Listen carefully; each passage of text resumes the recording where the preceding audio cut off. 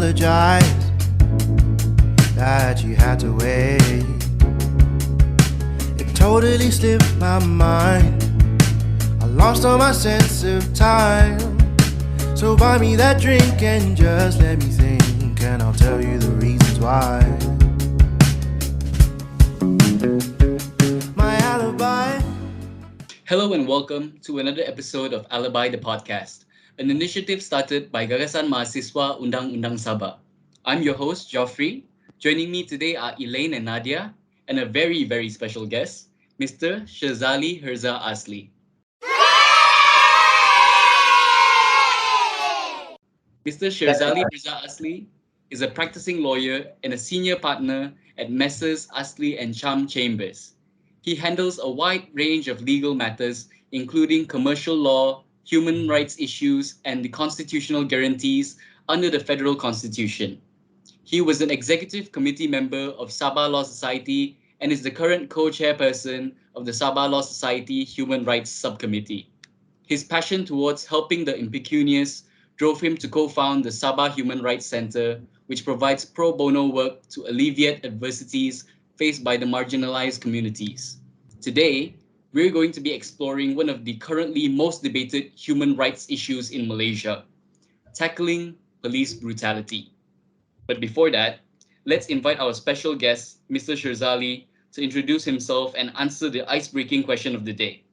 What's the best piece of advice you were given in life? Wow, you're putting me on the spot there, right? What's the best advice I've ever gotten? So many, so many. Where do I even begin? Well, off the top of my head, and this advice is confined more to lawyers, young lawyers. Okay, one of the best advice I can give to a young lawyer is to have a very, very good mentor and to have a very good working relationship with that mentor. And you could be working under him, you could be chambering under him or her, but when you set up on your own, always maintain that relationship, because you will always have obstacles when you practice law. You'll have that otak jam moment, right? Like, how do I fix this dispute between party A and party B? It's so complex, it's so unique. I've never experienced anything like this before because of my inexperience. You go to these guys. So that's the best piece of advice I can give, because over the years, and I've been practicing for quite a number of years, whenever I reach a dead end and I just can't break through it, I always go to my mentors, and they will always have those moments where their advice or suggestions will give me that moment of enlightenment. I'm like, oh yeah, why didn't I think of that? Why didn't I look at it from that angle? You know what I'm saying? And then that really opens up, right, so many other alternatives as far as your arguments are concerned. Or how do you handle technical objections that the other side raises, and you're stuck there, you know? So that's the best advice I can give you guys right now, off the top of my head. That's really, really great advice. So, hello listeners. My name is Geoffery Sim, second year law student from Help University Damansara. The best piece of advice that I have gotten in my life, this is from one of my dad's friends. His name is Uncle Jackson. So, he told me that I should find out who I can trust in this life and hold on to them, because the most scarce resource in this world is not only time, but trustworthy people. Oh, absolutely. Absolutely. 110%. And it'll become much more pronounced when you start entering into adulthood and when you start practicing. And especially when you're in our line of work, law, when you're practicing law, it's an incredibly tumultuous, very hostile arena, you know, and it focuses like on your attention on who to trust and who not to trust, who you can work with, who you can't work with, and who you can have a very open relationship with, or someone who you can't, you know? Okay, what about you, Elaine? Hi everyone. So my name is Elaine and I'm a final year law student at BAC, currently doing the ULL program. Okay, so one of the best advice I was ever given is very simple. It's basically don't be afraid to fail. Don't be afraid to step out of your comfort zone, because you'll never know your full potential if you don't actually try. And if you do fail, at the end of the day, that's all right. It's a learning process for everyone. And it's not the end of the world. You can always try and try again. And one day, with all your hard work and determination, I'm sure like everyone can succeed. Absolutely, absolutely. One of the best ways to learn is to make mistakes, for sure, 100%. What about you, Nadia? Hi, I am Nadia Kazlida. I am a third year student doing UOL in Brickfields Asia College. Okay, so for me, the best piece of advice that I have ever received was from my lecturer during a mental health awareness week, which is crying is not a sign of weakness, because we tend to associate tears with failing and negativity, but perhaps crying was what we needed all along to carry forward. Yeah. Sorry, did you say crying? Is not a sign of weakness. Oh, right. Oh, there'll be a lot of crying when you start practicing. I can guarantee you that. There'll be a lot of crying. Okay. All right, now going into the topic of the day, tackling police brutality. To kickstart this conversation, Mr. Sherzali, can you tell us about the different forms of police brutality in Malaysia and why is it such a big issue today?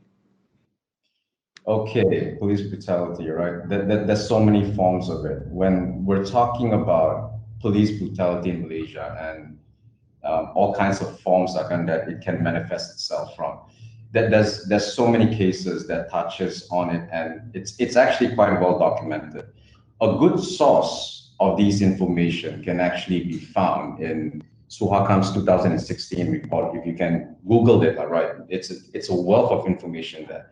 All right, and this report touched on cases involving deaths in police custody, which inevitably will involve police brutality in one way, shape, or form, right? So, what are the different forms of police brutality in Malaysia? Well, according to the Suhakam's 2016 report I mentioned earlier, and I'm just naming a few here because there's so many, right? You have instances where detainees are beaten up the conventional way, like using fists. You have situations where bamboo sticks, wires, shoes, pails, basically anything the cops can get their hands on, right? They get hit on the head, stomach, and legs. And oftentimes, the detainees are unable to identify the perpetrator because their heads are covered with a towel, all right? There are cases like this. And you have also detainees, right, not being able to identify the perpetrators because they're kept like in a very, very dark room, okay? And you can't really see anything, okay? You have situations where their heads are banged on the wall or the sole of their feet being hammered very nicely by a pipe. So there won't be any identifiable marks there, right? So that's quite obvious there. You have situations where lit cigarettes are burnt on them. Sexual assault is also actually something like that's quite prevalent on female detainees. In fact, if you guys can recall, there was one case that was widely reported back in 2020 involving a Mongolian lady being sexually assaulted by a police officer when she was under detention. Yeah, widely reported. And some of the more extreme examples of police brutality involves deaths, all right, in custody. I'll mention 4 reported cases just to set the tone for this talk. Now, these 3 cases involve 2 versions, okay? One from the police and the other one from witnesses who saw the killing, but more importantly, they simply do not have any vested interest in lying about what actually happened. In fact, they're exposing themselves to the system, right, when they start informing.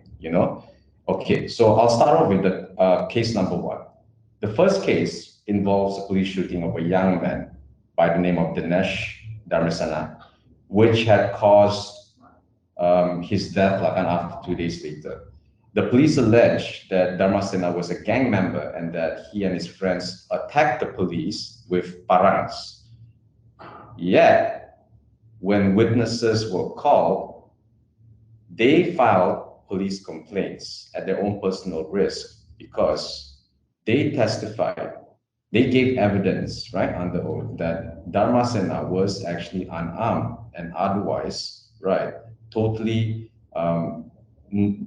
not a threat whatsoever to the police. So this is a direct contradiction of the police version.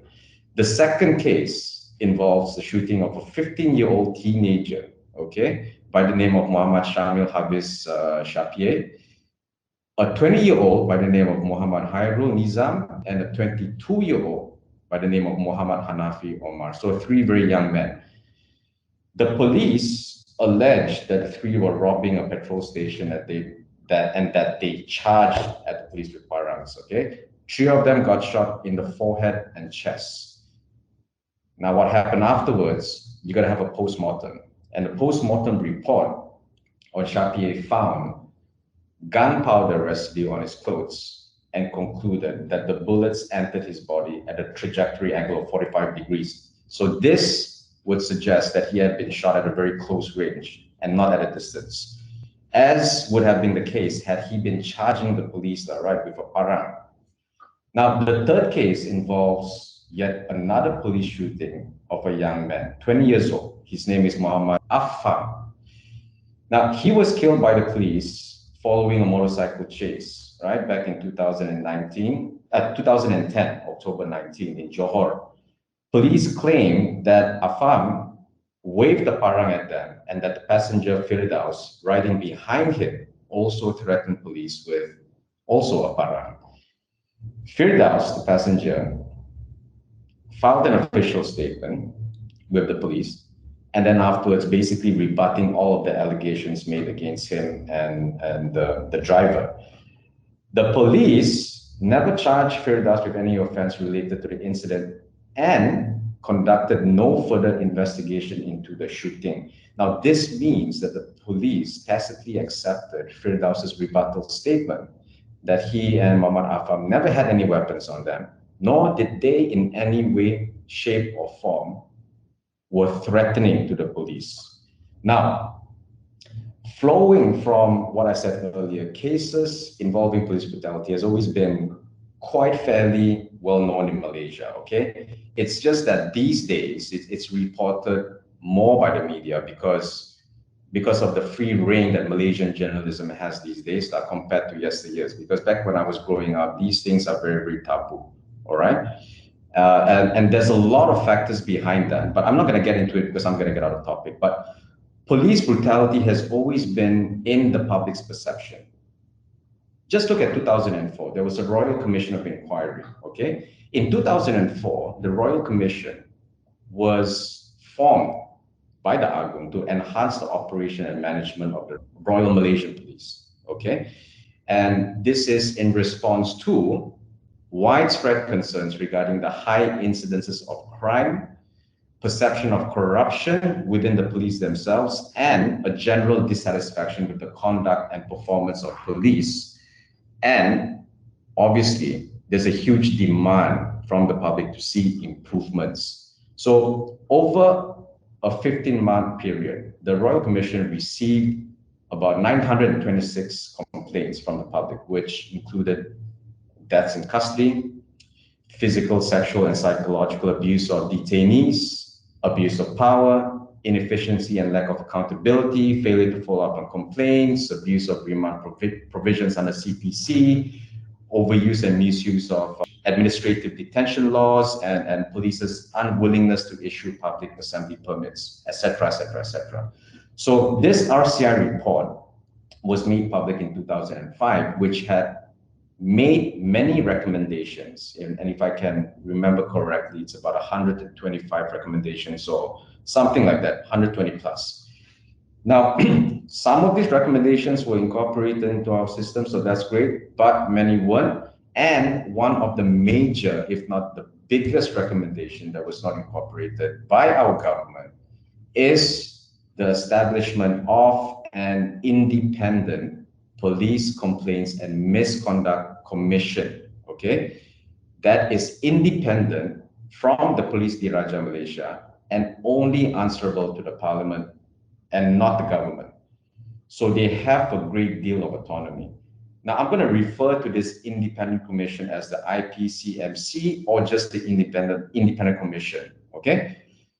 So moving on, this independent commission is there to investigate any complaints or misconduct of any police officers, regardless of their rank. Again, I repeat, they are independent of the government. So technically speaking, even the IGP himself can be investigated for any misconduct, all right? And I'll get more into this, this commission later on and why it's so crucial for us to have an independent agent to ensure that there's check and balance. But for now, I'll just give you guys the tip of the iceberg, yeah? Well, it's so, heartbreaking and terrifying to hear all different forms of police brutality, more so that, as you've mentioned, a lot of them go unreported. So that's definitely, a huge concern in Malaysia. So moving on, it is commonly known that the police in Malaysia are governed primarily by the Police Act 1967, whereas their use of force is specifically governed by the Criminal Procedure Code. Under the code, the common term used regarding the use of force is all means necessary. However, how do we define this term exactly? Are you able to maybe help us break this down in simpler terms? Okay. Now, what is widely understood, and this includes the international arena, okay, is that the use of force by the police in an all means necessary situation, all right, is allowed under specific circumstances. Say, for example, in self-defense or defense of somebody or a group. That said, there is no single universal, everybody agree kind of definition of what is the use of force and what's fair. Now, let me give you an example, right? The International Association of Chiefs of Police has described the use of force as the amount of effort required by police to compel compliance by someone who is not very cooperative or very unwilling. Now, why I say this all means necessary description is so broad, because literally anything can fall into that description, especially when you're a Malaysian police and there's absolutely no guidelines whatsoever, okay? Over here, the system we have suggests that the use of force by all means necessary is described and provided by numero uno, the IGP, okay? So he's basically the chief cop. Now, the description is provided in the IGP's standing order, which can be changed as and when he wants. So it's quite absolute. The issue with this IGP standing order is when it comes to the use of force and firearms, right? It's unrestricted, okay? And there's no form of check and balance, all right, to ensure that this standing order, all right, is properly reviewed. The police or authorities have repeatedly rejected requests to view the IGP standing order by not just domestic, but international human rights organizations, and even a statutory body, human rights statutory body, Suhakam. Let me just put things into context on how secretive our IGP standing orders are, okay? Back in 2013, towards the end of it, our then Home Minister, Zahid Hamidi, okay, he informed the Parliament that the standing orders are the procedures for PDRM untuk polis saja. Basically, they're saying that the use is only for members of PDRM. Zahid did, however, sort of qualified himself when he added that certain standing orders can be revealed if it's directly related to the public, okay? All right, so that's good, I suppose. Not really. Again, like I said earlier, it's all very discretionary, okay? Take, for example, the Human Rights Watch. They acted on what Zahid said and requested to review the standing orders on the use of firearms and investigations of deaths in custody. Now, the IGP's office informed Human Rights Watch that they can only make the request through Suhaka, which is a local statutory body like on human rights, anything that touches on human rights, which they did. They did, in fact, go to Suhakam, and Suhakam did act on it. But Suhakam did not receive the relevant standing orders. Basically, the cops, the police, just ignored the request. That said, we have some information on the IGP standing on the use of force and firearms, right? And these information comes from open sources. Take, for example, in 2010, the New Straits Times, right? They cited an undisclosed police official who gave a breakdown of the IGP standing order. And it comes kind of in three prongs here, right? Firstly, when it comes to firearms, using firearms and lethal force, okay? You can use it if the suspect is believed to have committed an offense that is punishable with life imprisonment or death. Things like murder, armed robbery, drug trafficking, kidnapping.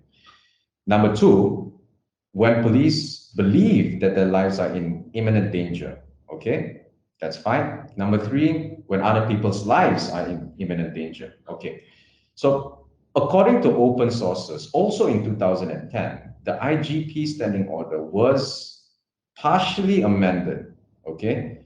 It was partially amended because this was in response to the killing of a 15-year-old student by the name of Aminur Rashid Hamza, which created a huge public outcry. And obviously this happened because we're talking about a fatal shooting of a teenager here. But to no surprise, this amended standing order was not made public. But as far as guides are concerned, we can actually look at international instruments, right? One of which is the United Nations Code of Conduct for Law Enforcement Officials, which applies international human rights standards to law enforcement, okay? Now, Article 3 of that code states that the Code of Conduct provides, okay, and I'm just gonna read this out, right, verbatim. Law enforcement officials may use force only when strictly necessary and to the extent required for the performance of their duty. The official commentary to Article 3 also states that national law should recognize proportionality in the use of firearms and sets out that firearms should not be used when a suspected offender offers armed resistance or otherwise jeopardizes the lives of others, and less extreme measures are not sufficient to restrain that person. There's another international instrument we can look at, and it's called the United Nations Basic Principles on the Use of Force and Firearms by Law Enforcement Officials, okay? And it provides, again, I will read this out, that whenever the lawful use of force is unavoidable, the law enforcement officials should exercise restraint in such use and act in proportion to the seriousness of the offense and the legitimate objective to be achieved. Officials should also minimize damage and injury and respect and preserve human life. Governments should ensure that arbitrary or abusive use of force and firearms by law enforcement officials is punished as a criminal offense under national law. The training of law enforcement officials should include police ethics, human rights, especially when it comes to investigation.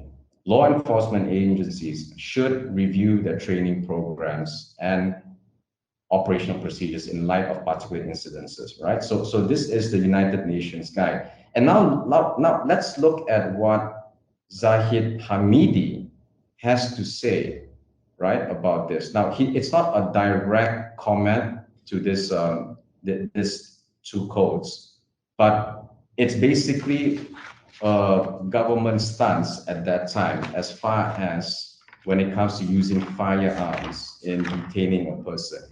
He said something like, and that's actually very, very contradictory, right, to whatever the United Nations have to provide as far as code of conduct is concerned.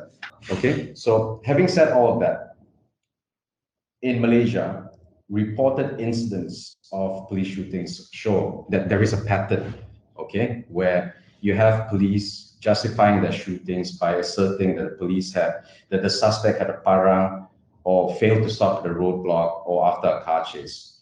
I mentioned that earlier, yeah? And in some cases, the police also attempt to justify their use of lethal force by alleging that the suspect was a criminal associate with an ongoing police investigation on him.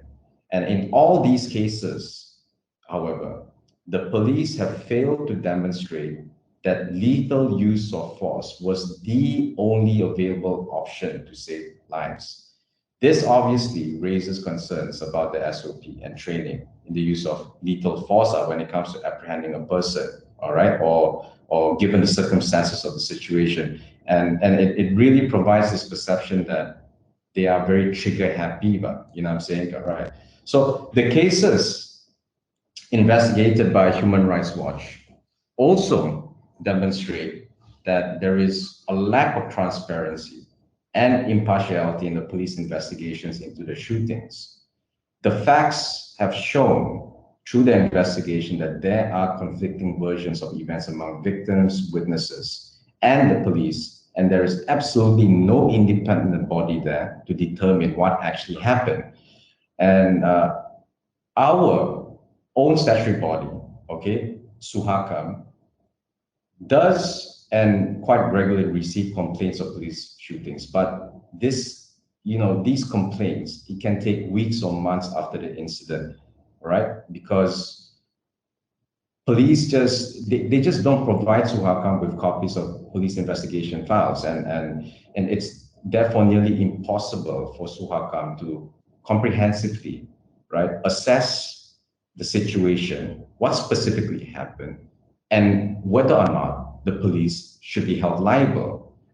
Because of this, we don't have a transparent and impartial investigation on cases involving police brutality here in Malaysia. This would obviously undermine public confidence in their ability to hold themselves accountable for their own actions, right? So that's what I have to say for question 2. All right, Mr. Sherzali. On the topic of training of police officers, which brings me back to the IPCMC. Mr. Sherzali, what is your take on it? Do you agree that it will give a long-term benefit for police force in Malaysia in terms of conducting more efficient investigation into complaints about misconduct, professional training of police officers to handle sensitive cases, or better management of progress of the investigations? Will it be the answer in helping to eliminate the issue of police brutality? Will it be the answer in helping to eliminate the issue of police brutality? Absolutely, 110%. It's not the only way to solve it, but it's one of the strongest weapon we can use, right, to curtail police brutality. Look, the idea of creating an independent commission to hold the police accountable, it's been floating since, remember the RCI back in 2004 I mentioned earlier? Okay, and one of the main recommendations by RCI was the formation of an independent commission that is not answerable to the IGP or the government, completely independent, a great deal of autonomy there.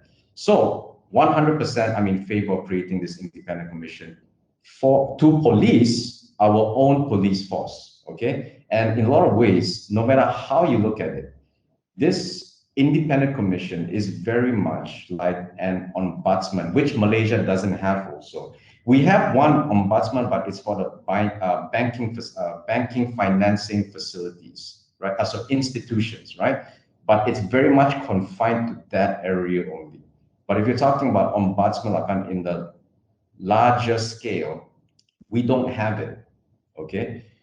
Problem with this is, why we can't have this IPCMC even until now, why we don't have, not why we can't, why we even until now don't have it is, when it was first floated, the idea, the recommendation, right, when it was made public in 2005, there was a lot of opposition, right? And you guessed it, the opposition came from the cops, the police. No surprises there, right?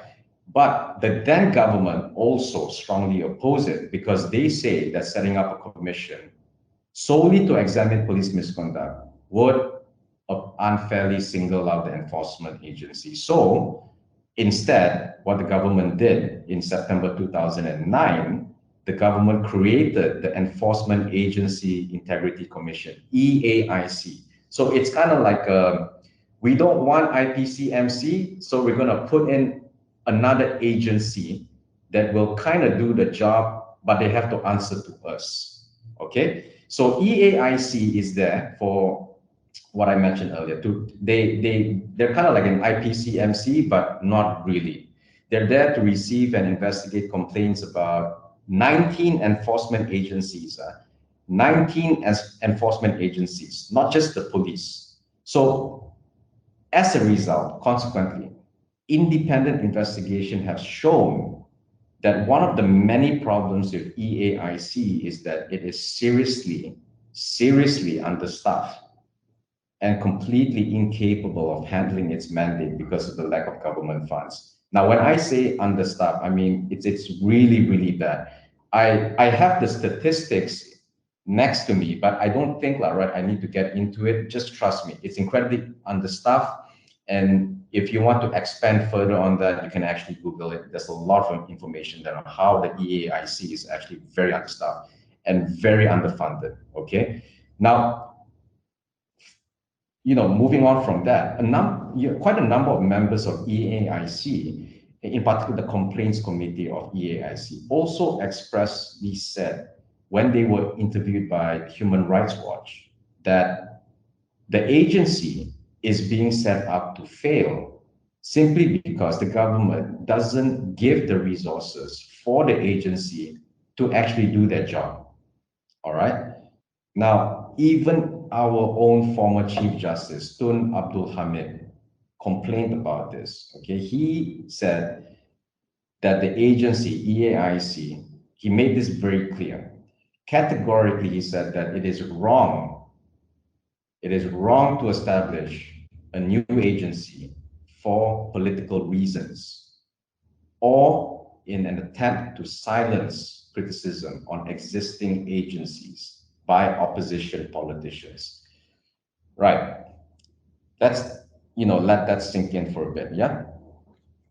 Another major problem with the EAIC is that not only is it a government agent, which obviously raises questions on its transparency and impartiality, the EAIC law, the statute that established the agency, does not specify what happens if any of the 19 enforcement agencies ignore the recommendations of the EAIC, right? So while the EAIC can investigate and document a complaint, it cannot compel the police force or any of the other 18 enforcement agencies to accept or implement its recommendations. So going back to the question of whether an independent commission is needed in Malaysia, yes, 100%, absolutely, no question, full stop. Not only because it was recommended by an independent royal commission in 2004, after all the facts and all the evidence have been examined in its totality, but also because an independent commission will ensure no interference by the government because of its autonomy. We were close to getting it implemented. The Pakatan Harapan government have said that they were going to implement it when they were the then government, but unfortunately it didn't happen because of the downfall. The present government has, however, said that they will look into its implementation, but we'll just have to wait and see what happens afterwards, right? We just have to hope for the best. At the moment, it's very uncertain, but if they say they're going to do it, we can only hope and pray.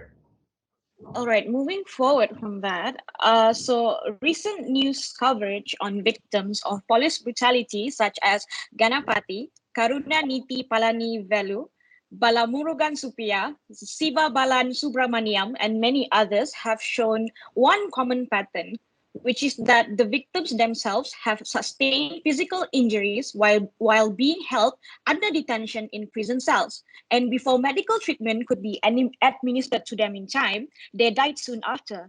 In your view, why do you think there is such a lack of oversight in surveillance over the handling and treatment of these kinds of victims in police custody?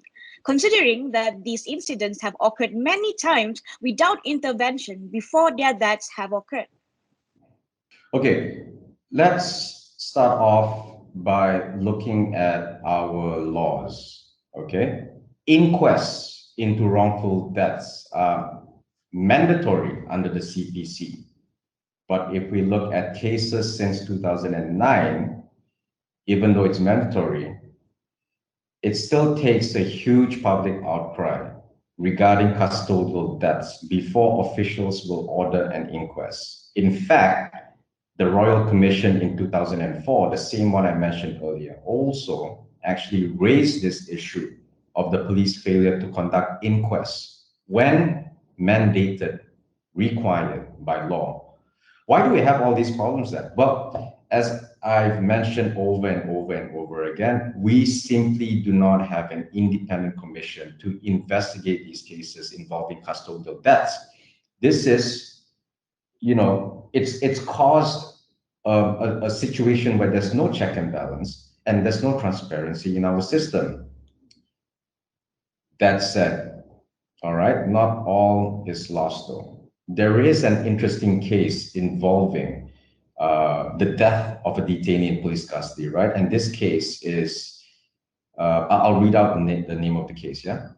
Selvi anak perempuan Narayan and another, bracket, pentadbir bersama estate dan tanggungan Chandran, anak lelaki perumal Simati, versus Kopral Zainal bin Muhammad Ali and others. This is more important, the citation, if you want to have a look at it. Citation is 2017 MLJU 11. Now, in Selvi's case, the High Court had referred to the Court of Appeal decision in Datuk Seri Khalid Abu Bakar and others versus N. Indra Nalatambi and another. Citation 2014 9 CLJ 15. Okay.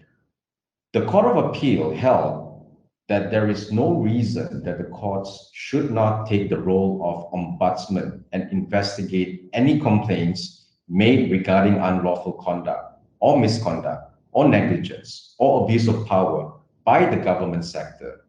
This means that even if we do not have an Ombudsman Act or the IPCMC, we can still commence an action against the government in court and have it play the role of an ombudsman to investigate public complaints and ensure we have a system of accountability. All right, so the cases that have been discussed shows that the victims of custodial abuse are disproportionately high as opposed to other races in Malaysia. In your opinion, what will it take to change the culture in police departments to one of respect for all citizens and police officers regardless of gender, race, religion, or ethnicity? In Malaysia, whenever the issue of race and religion is raised, and it becomes so sensitive, right? And how do you even tackle such a question? So, okay, let's look at the situation in Malaysia, for example, right? Now, if you're referring to the custodial deaths in West Malaysia, the statistics actually show that the number of Malay custodial deaths is actually much higher than the Chinese and Indians, almost double, right?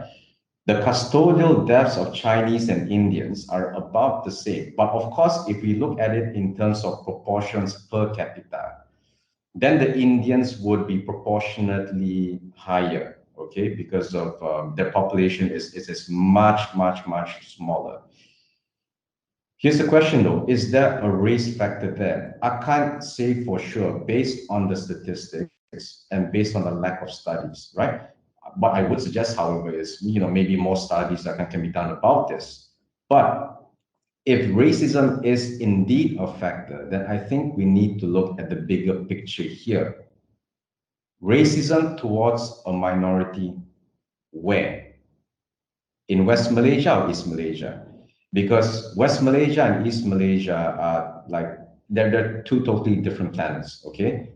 With completely different racial demographics. And if there is racism, is it endemic in a society as a whole or only confined to just certain areas, right? Maybe just the police or maybe just certain states or whatever. I ask these questions because it's quite relevant. Let's say, hypothetically, if we're talking about West Malaysia, which is where the majority of Indians are, And racism towards Indians is not just confined to the police, but also Malay or even Chinese racism towards the Indians, then the problem is a societal one. And you need to start looking at it from that angle as a starting point. Look at the society, not so much the institution like we call PDRM. Now, it's not going to be easy. Creating tolerance in a society like Malaysia that is multicultural, that is divided by race, religion, and politics. It's a whole different ball game to begin with, but you know what I mean, right? So if you can, however, if you can fix that and create like this tolerance, all right, in Malaysia that equivalent to what, let's say, for example, you have in Scandinavia, then you can start fixing, purported institutionalized racism in, let's say, for example, the police force, right? Mr. Sherzali, seeing how much emphasis has been put on the need for an independent body, such as the Independent Commission, to act as a check and balance, to hold them accountable, would you say it's possible that there are many internal issues that lie within the management level, such as the disciplinary board, to be resolved in order to effectively combat police brutality, since it is essentially the top management that plays an important part in basically overseeing the conduct and duties of the police officers? Okay. My answer here, Lakan, is going to be really short. Look, when you have short callers, when you have a lot of short callers at the upper echelons having almost absolute power to do whatever they want, then for sure there will be issues, 110%. Policing themselves, okay, will be devoid of transparency and impartiality. That's why you hardly hear cases where the PDRM themselves have penalized or taken a strong action against their own officers. Very, very rarely do you hear it. Personally speaking, I don't think Lagan it's documented. Maybe you can, if you have a police friend, you can ask them. Maybe there's something there, but otherwise, all right, I haven't seen any. Bottom line is, and I repeat, we need the IPCMC. We need that independent commission, all right? Because that's the instrument that we need to have check and balance against the police. Okay, so it is known that the Public Authorities Protection Act 1948 in Malaysia provides public officers some form of immunity from prosecution for any alleged misconduct or abuse of power in executing their public duties. However, the limitation period for any aggrieved individual to bring an action against a police officer for infringing his or her rights is 3 years, meaning a possible lawsuit is still allowed to be brought within that period. Has this legal mechanism been enforced recently in any cases of police brutality? And do you think it has been effective in any way, in the sense that it deters police officers from committing misconduct in executing their public duties? Not even recently, man. There's been a lot of cases in the civil courts that revolves around police brutality, right? Quite a number of it. Okay, so let's look at the Attorney General's office. According to them, between January 2009 and June 2012, the courts have awarded approximately $3 million in damages in 30 cases, okay, to victims of negligent shooting, assault, and battery, and unlawful arrest and detention. And let's also not forget the earlier case I mentioned, right? Selvi, okay, which referred to the Court of Appeal decision in Datuk Sri Khalid Abu Bakar and others, where the Court of Appeal held that there is no reason that the courts should not take the role of ombudsman and play the role as an independent investigator, right? So these cases do actually have an impact on police conduct, if only to just give them notice that we know our rights and they better do their jobs right. So there you go, guys. We do actually have options to sue for whatever damages we have incurred as a result of police brutality, and the case precedents are all out there. It's all about creating public awareness here, guys. Mr. Sherzali, in your opinion, how will this issue of police brutality affect public confidence in the police the longer that it continues? And also, what are the consequences of this said lack of public confidence? When you have a high death rate because of police brutality, right, as a result of it, okay, what's going to happen afterwards? The byproduct is it's going to create a huge dissatisfaction among the public, especially when it requires a huge public outcry before an inquest is done, even though our law mandates it, right? So you can't blame the public for believing that these deaths are directly caused by police brutality because there's no independent investigation to determine what is the actual cause and who is the perpetrator and whether or not that person or that group should be held liable.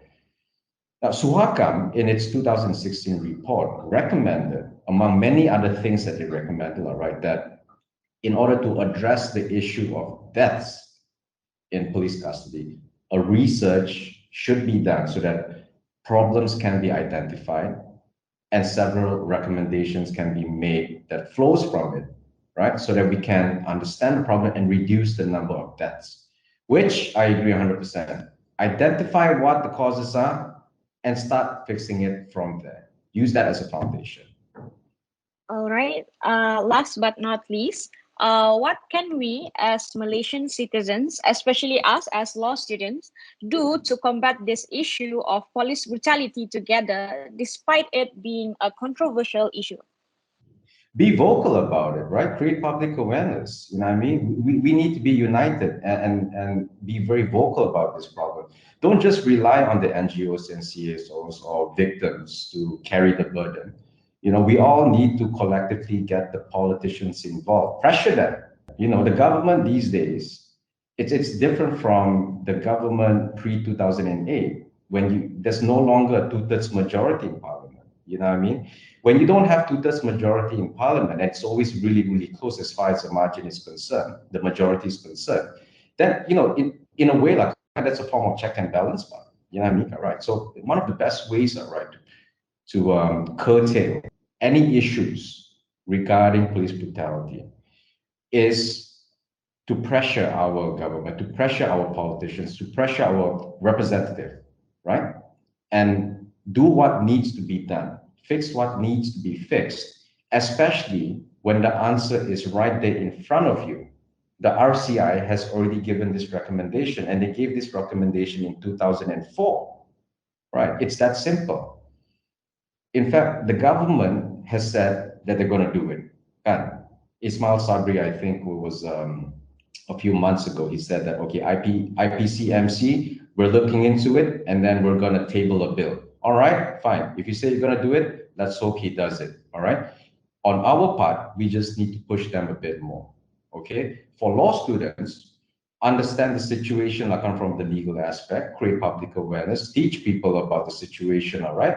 And hopefully, you know, you can be a very compelling and persuasive salesman by not just giving a sales pitch, but supporting it with all the facts that's available to all of us these days. Okay, that brings us to the final segment of our podcast, one in which we like to have fun with our guests by asking them fun questions. On this episode, we are asking the question, what's the number one thing on your bucket list right now? Mr. Sherzali? Oh, me? Wow. I got quite a few. Skydiving would be one of them. I've always wanted to do it, but I think probably more so than that would be I really want to dive at the Great Barrier Reef because at the moment, as we speak, it's dying. It's dying at a very, very rapid pace. When I was there, I didn't take the chance, but you know, I hope that you know, maybe like by the end of this year or next year, I can make it happen. Who knows? We'll see. Those sound like really, really great things to do. So the number one thing on my bucket list right now is, okay, one is skydiving. Another one is, I would say, go-karting. What about you, Elaine? Okay, so everyone has such interesting things. For me, the number one thing currently is just to graduate law school and get my degree because I'm a final year law student and the finish line is so close. So currently that is at the very top. Hey, that's fair, man. That's fair. Yeah. It's a huge milestone also. You gotta aim for it. Absolutely. Well, what about you, Nadia? Okay, so for me, I only have one bucket list. So hopefully that we will transition to endemic quite smoothly. And if that's the case, I hope to watch an opera this year, considering that Philharmonic Orchestra reopened again. So yeah, I think that's all. Fair enough. Fair enough. Mr. Sherzali, is there anything you want to add? Any words of wisdom to law students? Okay, when you guys graduate and you enter into the profession and you dive deep into it, it's tough. It's really, really tough. And it's like I said, it's a very tumultuous and hostile profession, and it's not everyone's cup of tea. And there'll be a lot of, experiences that you'll have in the future where you'll be asking yourself, why the hell did I choose this job? I mean, it's not easy, it's difficult, there's no mercy, absolutely. But you just have to power through, all right? You'll have situations where when you go to court and you appear before a panel of 7 judges at the federal court and you're arguing a constitutional point of law. Seven of them are attacking you. Your opponent's attacking you. Even your client is giving you a death stare, right? But you have to be able to maintain your composure. How do you do it? Look, there's no book written on it. You just have to desensitize yourself. Do not be afraid to go to court. Just do it, right? Do it over and over and over again. Do not be afraid to make mistakes. Like Elaine, you said earlier, one of the best ways to learn is from mistakes, isn't it? Right? Don't be afraid to make mistakes. And one of the main reasons why people are afraid to make mistakes in court, because it's in a public arena, is because the whole world is watching you and you're very focused on that part. But let me tell you one thing.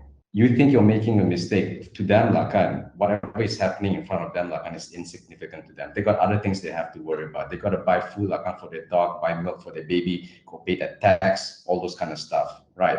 So try and put yourself in that sort of perspective and maybe desensitize yourself a bit through that way. But the most important way of being able to build confidence and composure in court is to keep on doing it over and over and over and over and over and over and over again. All right. Don't run away from the challenge. Just take it. All right. And if you have a bad day in court, look, it happens to the best of us.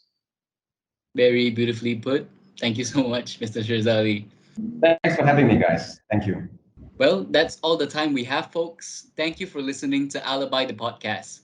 We hope you enjoyed this episode and we look forward to talking about more relatable and relevant Sabahan law student topics.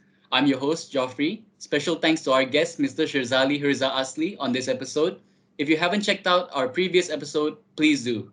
Subscribe to us to stay updated on all our latest content. See you in the next episode.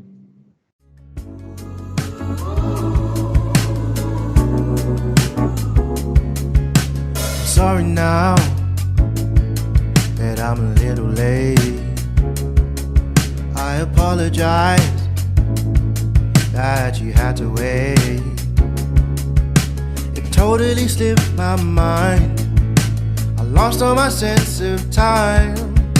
So buy me that drink and just let me think, and I'll tell you the reasons why.